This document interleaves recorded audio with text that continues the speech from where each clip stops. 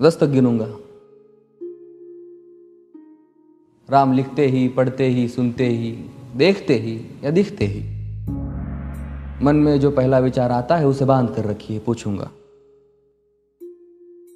1 2 3 4 5 6 7 8 9 9 9। हाथ काट कर रख दूंगा ये नाम समझ आ जाए तो। कितनी दिक्कत होगी पता है राम समझ आ जाए तो।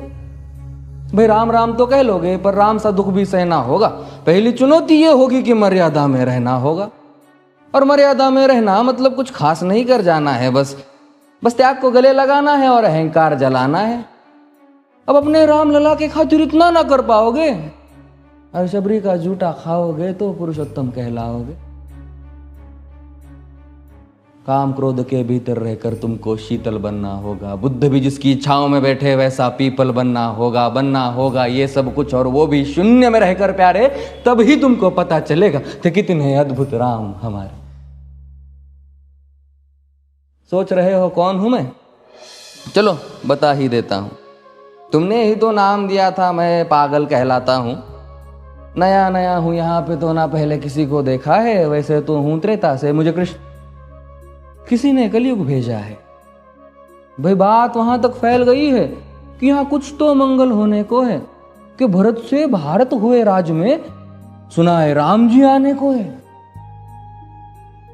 बड़े भाग्यशाली हो तुम सब। नहीं, वहां पे सब यही कहते हैं कि हम तो राम राज्य में रहते थे पर इन सब में राम रहते हैं।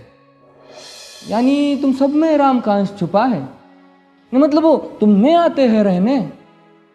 सच है या फिर गलत खबर? अगर सच्ची है तो क्या कहने।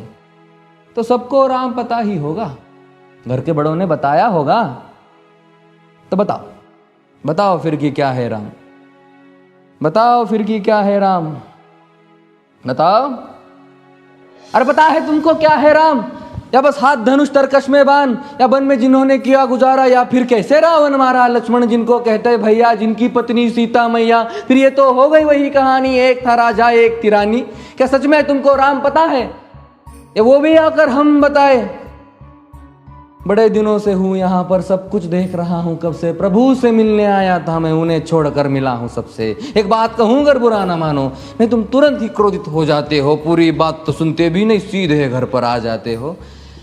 ये तुम लोगों के नाम जपो में पहले सा आराम नहीं। ये तुम लोगों के नाम जपो में पहले सा आराम नहीं। इस जबरदस्ती के जय श्री राम में सब कुछ है, बस राम नहीं। ये राजनीति का दाया बाया जितना मर्जी खेलो तुम। दाया बाया, अरे दाया बाया ये तुम्हारी वर्तमान प्रादेशिक भाषा में क्या कहते हो उसे? हाँ वो लेफ्ट एंड राइट। ये राजनीति का दाया बाया जितना मर्जी खेलो तुम चेतावनी को, लेकिन मेरी अपने जहन में डालो तुम। निजी स्वार्थ के खातिर अगर कोई राम नाम को गाता हो तो खबरदार अगर जुर्रत की और मेरे राम को बांटा तो। भारत भू का कवि हूं मैं, तभी निडर हो कहता हूं राम है मेरी हर रचना में। मैं बजरंग में रहता हूं, भारत की नींव है कविताएं और सत्य हमारी बातों में। तभी कलम हमारी तीखी और साहित्य हमारे हाथों में। तो सोच समझ कर राम कहो तुम। ये बस आतिश का नारा नहीं, जब तक राम हृदय में नहीं तुमने राम पुकारा नहीं। राम कृष्ण की प्रतिभा पर पहले भी खड़े सवाल हुए। ये लंका और ये कुरुक्षेत्र यूं ही नहीं थे लाल हुए। अरे प्रसन्न हंसना भी है और पल पल रोना भी है राम। सब कुछ पाना भी है और सब पाकर खोना भी है राम। ब्रह्मा जी के कुल से होकर जो जंगल में सोए हो, जो अपनी जीत का हर्ष छोड़ रावण की मौत पे रोए हो। शिव जी जिनकी सेवा खातिर मारुत रूप में आ जाए। शेष नाग खुद लक्ष्मण बनकर जिनके रक्षक हो जाए। और तुम लोभ क्रोध अहंकार छल कपट सीने से लगा कर सो जाओगे तो कैसे भक्त बनोगे उनके, कैसे राम समझ पाओगे? अघोर क्या है पता नहीं और शिव जी का वरदान चाहिए। ब्रह्मचर्य का इल्म नहीं, इन्हें भक्त स्वरूप हनुमान चाहिए।